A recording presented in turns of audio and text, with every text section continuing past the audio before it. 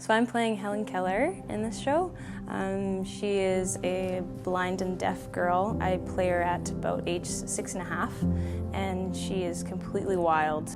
It's quite challenging because, I mean, our sense of seeing and hearing, like, you can't possibly imagine what that would be like. I mean, I've tried my best to really kind of dig deep into the history of what her feelings were and kind of doing the backstory of that, so I can kind of build it up from the inside out, because I do believe that it's not a lot of how it is seen, but how it is felt when I act it through.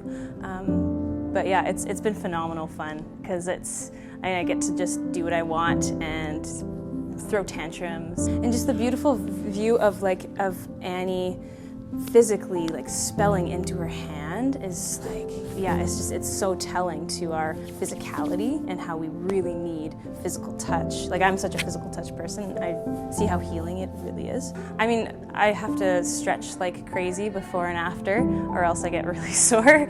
The hardest thing for me was probably really kind of grasping a sense of what she is feeling at the moments.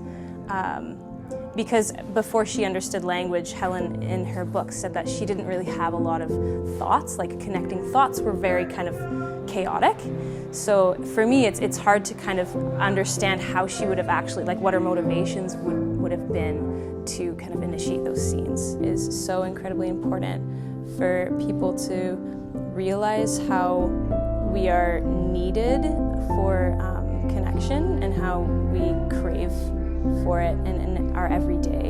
And this is just a very extreme version of that truth, but I believe that kind of rattles us a little bit to break away from our phones, break away from our social media. We feel like it's connecting us, but really I feel like that tangible, talking me to you is something that we really need.